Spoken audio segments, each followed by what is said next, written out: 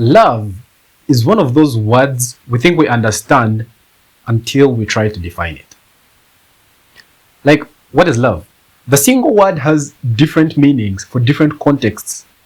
You can love your mother, and you can love the girl at the party, the hot girl at the party. It is all love, but it is not the same definition. You realize that yet again, the intriguing term is influenced by culture, sort of the unstated meanings cast upon it in different societies. That's a whole different rabbit hole as well. This video, however, is going to examine romantic love. Not platonic love, not unconditional love, or any other kind. We're going to talk about romantic love today. So let's get right into it. I want to start off a bit empirical, and I'll get deeper and nuanced as I go on. So biologically, love is a bonding mechanism. Your brain releases chemicals like dopamine for pleasure, oxytocin for bonding, and serotonin for attachment.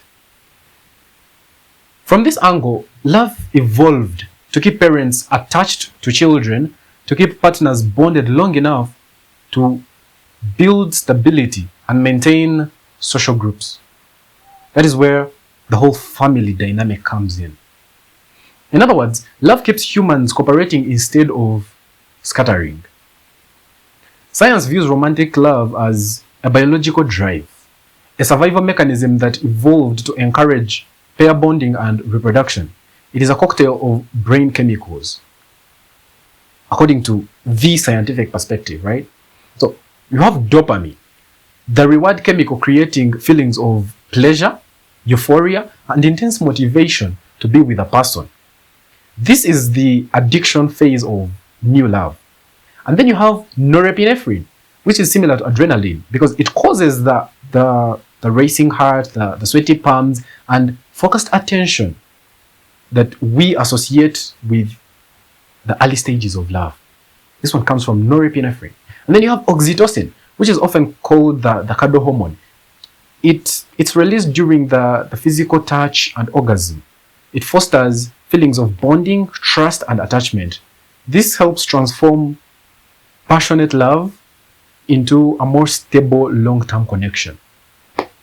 And then you have serotonin, which interestingly, levels of this mood-stabilizing chemical drop in new lovers, which mirrors the obsessive thinking and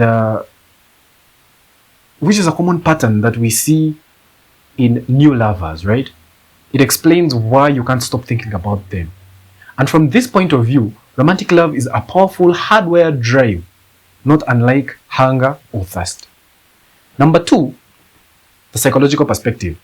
Psychologically, love is a deep attachment plus valuation, right? It means someone's well-being genuinely matters to you, and their presence affects your mood. You invest attention, time, and energy into them. This is psychologically. Real love isn't just intensity, though. It is sustained care over time. You can be obsessed without loving. You can admire without loving. You can lust without loving. Love contains commitment and concern. And then number three, philosophically. Different thinkers define it differently. Plato saw love as longing for beauty and transcendence. Arthur Schopenhauer believed romantic love is nature's trick to make us reproduce. Friedrich Nietzsche saw love as intertwined with power, desire, and also projection. Each view reveals something uncomfortable. Love is partly idealization. We don't just see the person, we see our hopes of them as well. And this is where it gets subjective. What romantic love means is deeply personal, but some common themes do still emerge. It's about being seen. It's the feeling of being truly known and accepted by another person, flaws and all. It's about being seen and it is some kind of shared story. You are no longer just I, but you are we. You build a shared history. You build inside jokes and a common future. It is a choice. While the initial falling in love feels like, it is involuntary, maintaining it is active. It takes daily choice to prioritize the other person and to show up and to be vulnerable. Love is a mirror. A loving partner reflects back to you who you are, helping you grow, heal, and become a better version of yourself. They challenge you and they support you as well. Romantic love versus other types of love. It is also helpful to define it by what it is not, right? This is why we're going to talk about romantic love versus other kinds of love. So romantic love versus platonic love. This is friendship. Friendship is based on shared respect, interests, and affection.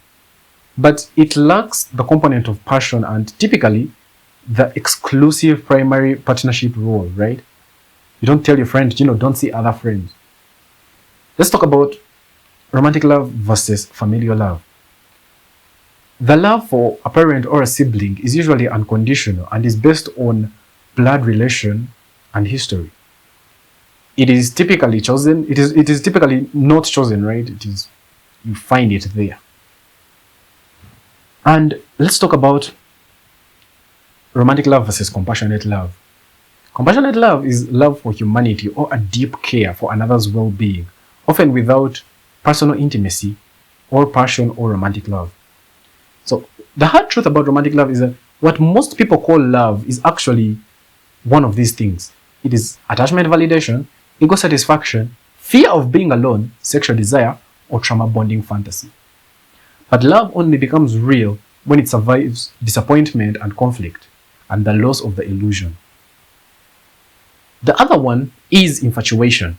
I define infatuation as what you feel when you have not yet seen the flaws of the other person, or better yet, are unconsciously ignoring, them in order to put that person on a pedestal of desire that is bound to be knocked down anyway. And you don't have to do anything about it at all. All you have to do is wait long enough. Infatuation dies when flaws appear, but love adapts. How I prefer to define love, therefore, is first of all, someone that causes you to be infatuated. I'm not leaving that part out. And then choosing that someone, even when excitement drops, wanting their growth and caring for them, even when it feels inconvenient. It is less fireworks. It is really more discipline. It's intentional. And at this point, love isn't just a feeling, it's a decision to treat someone very, very valuably beyond your immediate benefit. Even though there are different definitions of love, I think that love is made up of three components, and that is intimacy, passion, and commitment. And you don't have love if you don't have all these three. I actually get this from Professor Sternberg. Psychologists break love down into components. The most famous theory is Robert Sternberg's triangular love theory. And it suggests that love is a triangle with three sides. Intimacy is the feeling of closeness, connectedness, and bonding. It is that type of energy. There is an atmosphere of openness when you are around this person. A certain professor liked to define it by saying that you share information you wouldn't normally share with strangers with this person. And that creates that kind of intimacy. And if it's a two-way thing, you definitely have intimacy there. The second element is passion. And passion is, in this context, simply the drive that leads to sex. Or you can call it physical attraction. This too is required if you're going to have a love relationship. And the third element in Sternberg's theory is the decision that one wants to maintain the relationship.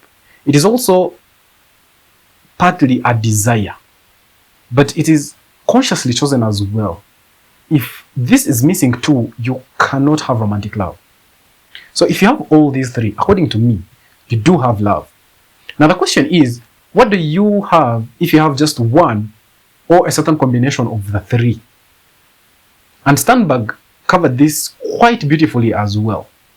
We have many different permutations. So if you have only intimacy, a feeling of closeness, connectedness, and sharing secrets, bonding, if you have that with someone, but no sexual attraction, that is arousal towards this person. And we also don't have commitment or the desire to maintain that relationship for a long period into the future, then that is called liking. Liking is what is common in most casual relationships. You know, you feel closeness, you share certain information, so there is this kind of bonding and trust. You just feel like, yeah, I can share with this person. I don't need to keep my guard up with this person. But there is no physical attraction and no desire, then there is also no commitment to keep that relationship ongoing. Now, that is when you have intimacy. But what do you have if you're not committed, you are not intimate, but you feel sexual arousal? Sternberg calls this infatuation, even though I prefer to just call it attraction. Infatuation, however, is where you find, I've never shared my secrets with you, I'm not committed to anything, not committed to the future, but boy, am I attracted. That is infatuation. And the third element is where, you know, there might not be intimacy, no bonding, no closeness, no attraction. There is no physical arousal, but we are going to maintain this relationship. We are in it, ride or die. It is usually the last stage of long-term relationships that have gone wrong. We don't share information anymore. We don't have a feeling of closeness. There's no passion, but we are going to stay together, you know, for the kids' sake. We are going to stay together because, you know, of the public, or for any other reason that isn't passion and intimacy, or that feeling of connectedness. In that state, Sternberg calls it empty love. We have just one element of all three, and that is commitment. This kind of love was common in societies where we had arranged marriages. At its core, romantic love is a powerful emotional state characterized by intense longing for union with another. You know, it is a combination of, number one, idealization, where you see your partner not just as they are, but as something special, something wonderful, and often perfect for you. So number two, you have intimacy, which is a deep sense of connection, understanding, and vulnerability. You feel you can be yourself and your true self, by the way, with this person. And the third is passion, where there's an intense feeling of physical attraction, sexual desire, and a feeling of chemistry, like, you know, people like to call it. And the fourth is commitment, the conscious decision to be with that person and to build a life together, navigating, you know, all the ups and downs together. So if you've gotten value out of this video, please give us a like down below and don't forget to subscribe to the channel. Also, if you're interested in more content like this, check out Growthplace Premium. The link is in the description. Until next time.